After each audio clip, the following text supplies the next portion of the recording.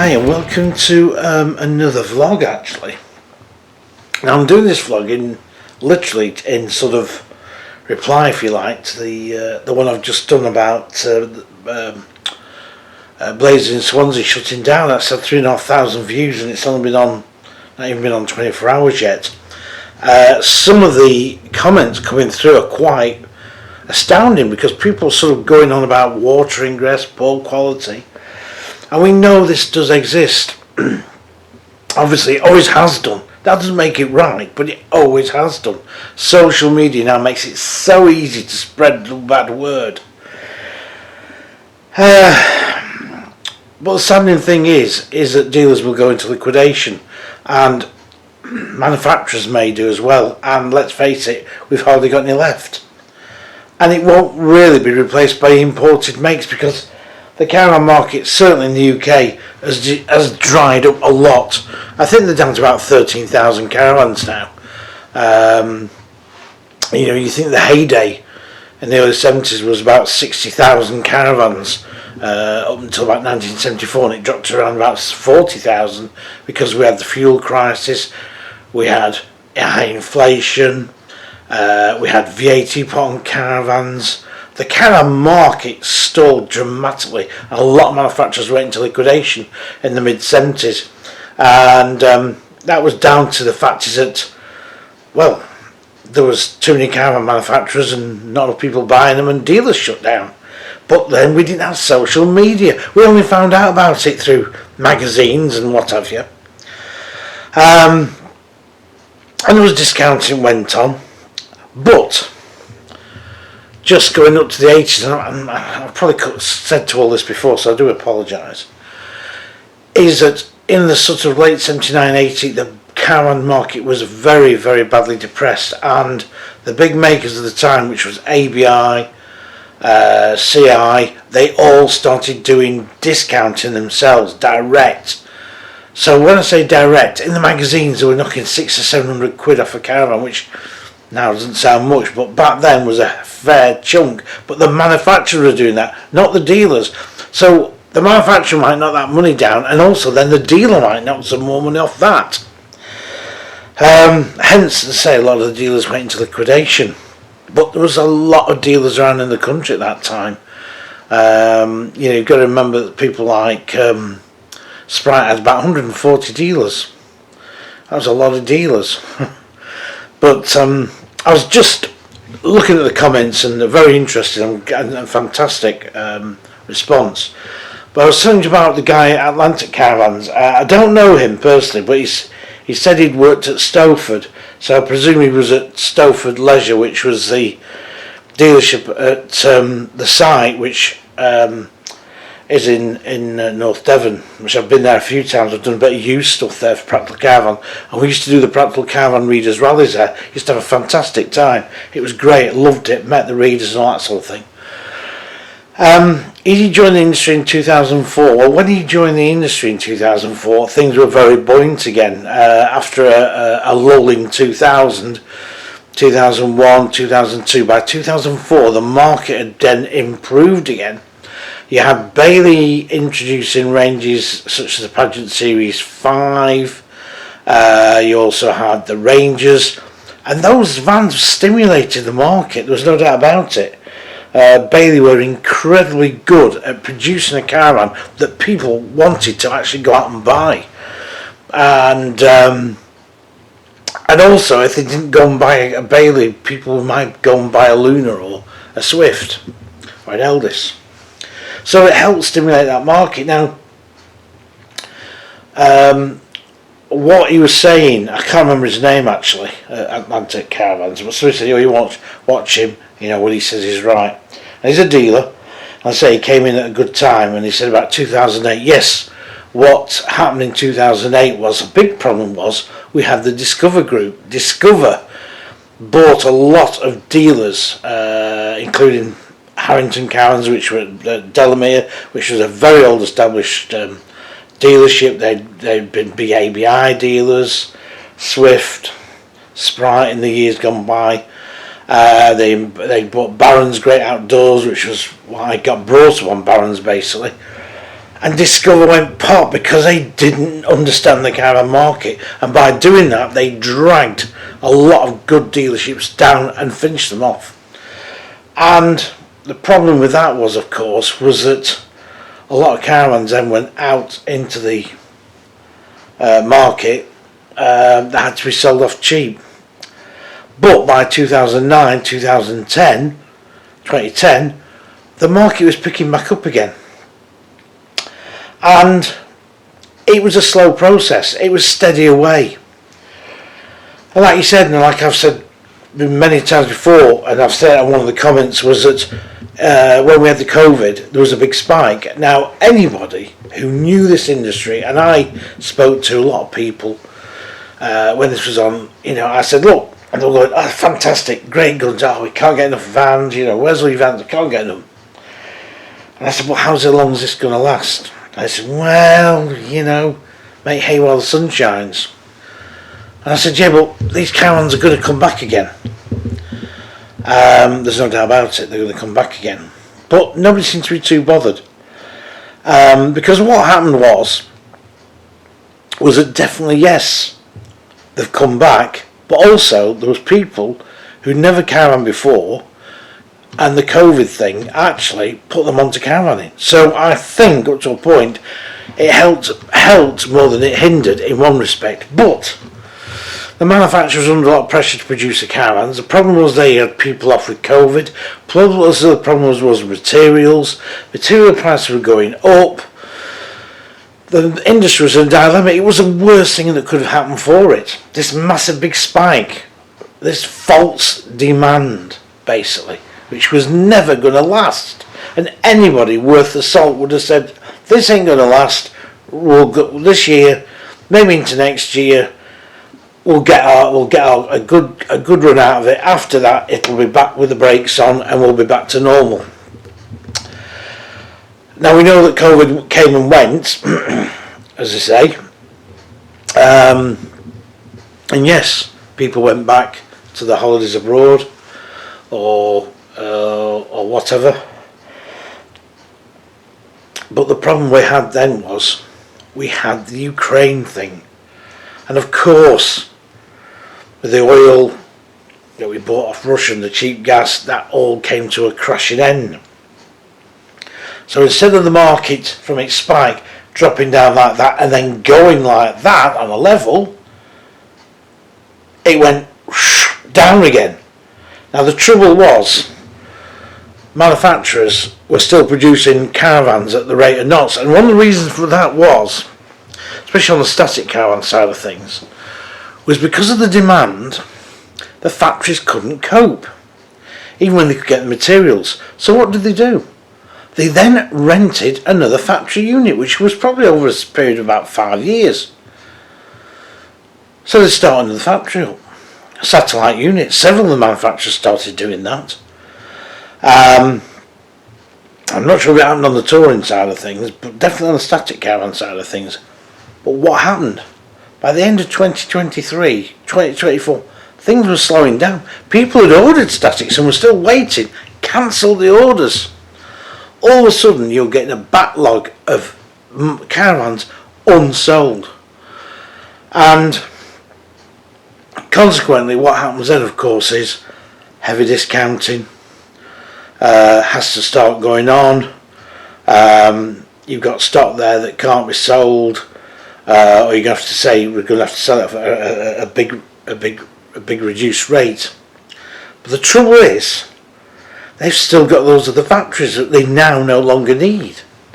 So what do? Right, they lay people off.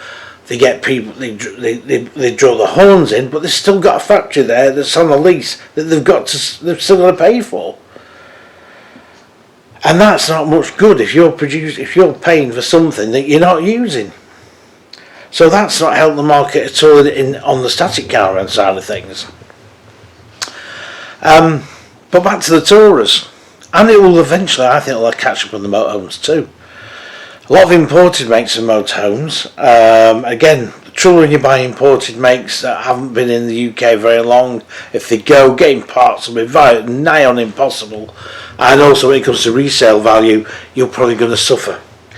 Now, the chap in the Atlantic was saying about the stocking plans. That's been something that's been happening since time immemorial. And yes, you've got to be able to gauge what you can pay back, what you can sell. That's been going on for years. And probably some of the reasons is that some of the manufacturers, I'm not going to name anybody, but somebody told me one particular manufacturer actually offloaded about 40 vans on to their dealership back end of last year, and in February they'd only sold a couple of those vans, and those vans were having to be paid for, but they were very insistent that they had them to maintain them as a dealership. So you've got a bit of that going on. Swift, I believe, have got quite a few vans unsold. Coachman, I was at Coachman a few weeks ago now. They cut their production, not by much, but basically they've produced what they could sell, and that is what you've got to do really. You keep churning them out, it ends up discounting, and then again it comes on to resale values and all that sort of business. Now, chap at Atlantic was saying about 2024 vans. There's going to be some really massive heavy discount. There is some heavy discounting going on. I was just looking around Preston Caravan motorhomes yesterday, and they've got some big discounts on Swift Elegances, which is a big expensive van. I looked around to the motorhomes. I mentioned it on the vlog yesterday about how much they were knocking off, 10 grand off some of them. That's a lot of dosh. That's a lot of dosh, and I bet you could squeeze a bit more off that. Now, I was speaking to the head salesman, and he was telling me the used stock is doing all right, and sold stickers on windows confirmed that as far as I was concerned. And they bought stock in. Yes, they bought some stock in from bankrupt dealers, and that we should get at a very good price. But if you can afford to do that, you're cash rich, it's a good time to make a bit of money for the company. Will there be any more deals go bust? I don't know. I wouldn't like to say. I'd hope not. I really would hope not, because it doesn't do the industry any good. I tell you what I think the industry does need. I think it needs a damn good promotion on it. A really good promotion. I know Swift did their adverts and everything. It was all very trending and good in one respect. It costs a lot of money. But I think generally an advert for caravanning. Now, back in 1987, 88, the National Caravan Council launched a campaign called Caravanning, Get Up and Go. Now, okay, that might sound a little bit dated this day and age, because we're just calling it caravanning as well. Caravan and motorhome, Get Up and Go, I don't know. But anyway, they produced some mugs, which I've got some. They produced 2 TV adverts using ABI caravans, but with all the ABI badging coming off. And those adverts were really well done.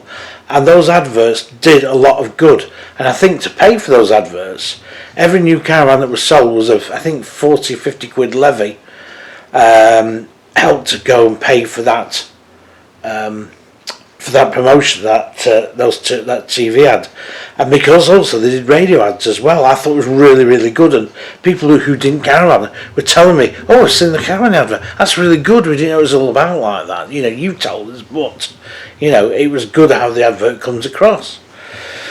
So maybe that's what we should be doing. We should be promoting caravanning, not have stupid TV programmes make it look so stupid. People pranging caravans up, or peculiar people being obsessed with a caravan or something like that.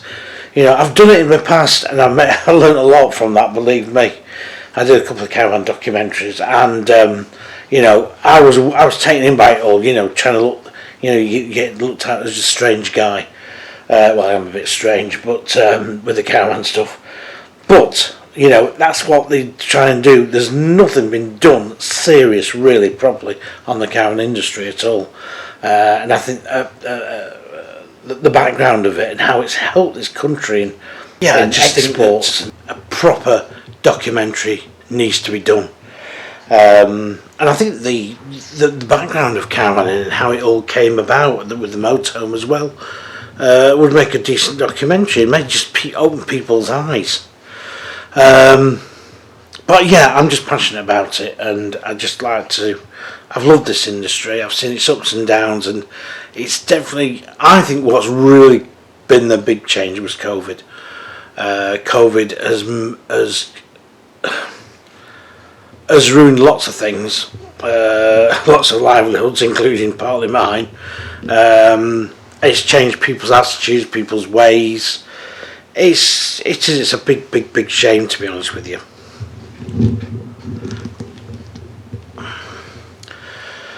So what's the future? Well, I just hope nobody else goes bust, as I say.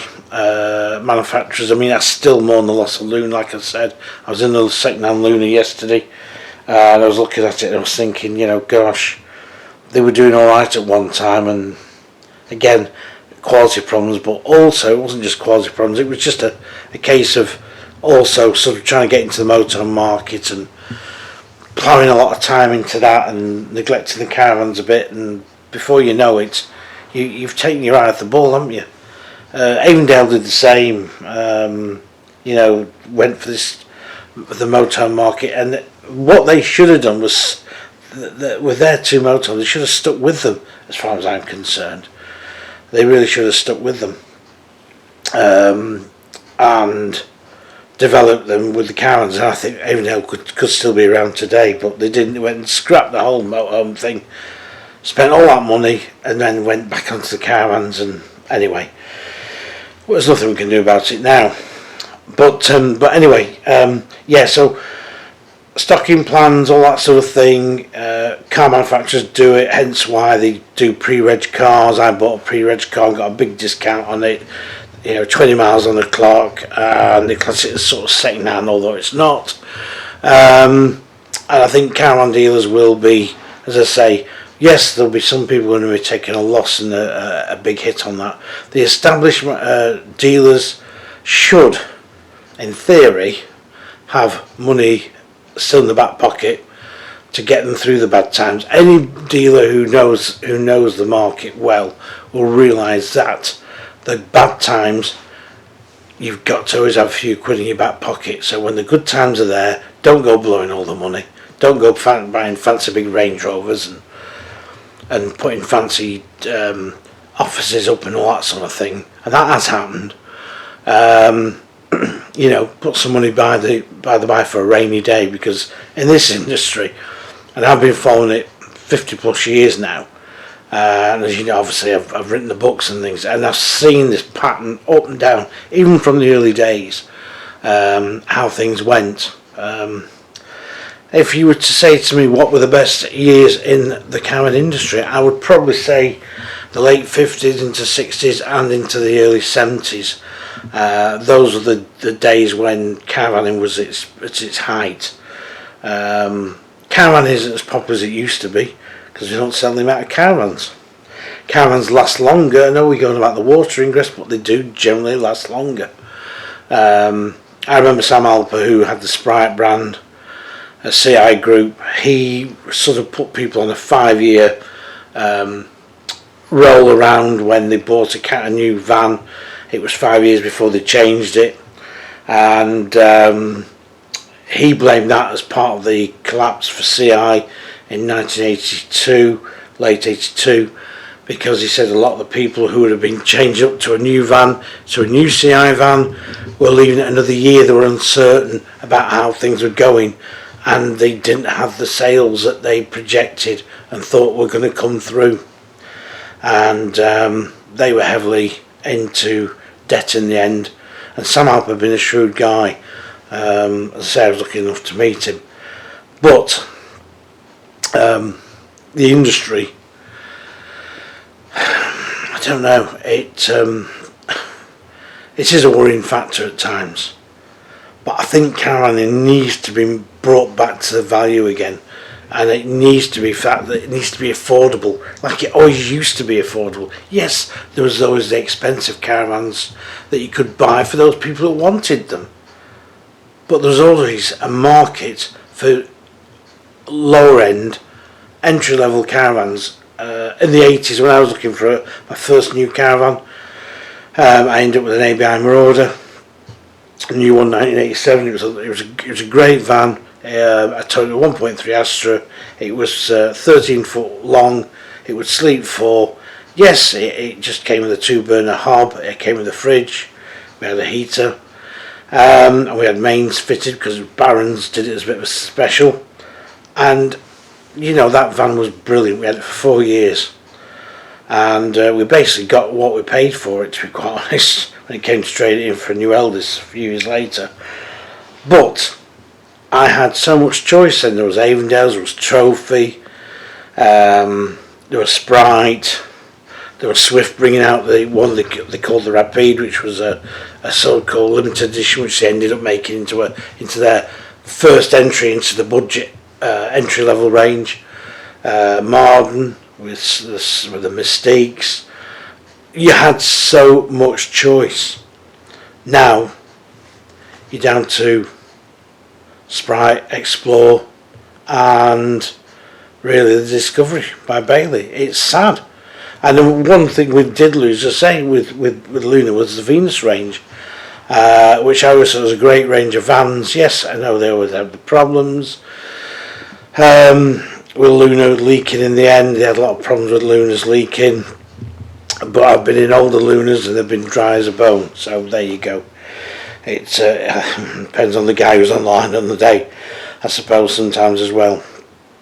But anyway, fantastic response from this last video, and I just wanted to put this one on and just to sort of react and say, you know, great to watch the guy from Atlanta there, great to watch Mark at the Caravan place, who again I'm going to go down and see. I've got to go and see him this year. We're going to do a video together and do a thing on prices and go around and we'll do a bit of a chat and maybe argue, fall out about things. I don't know. If we do, we do. I don't think we will, because I get on with Mark alright.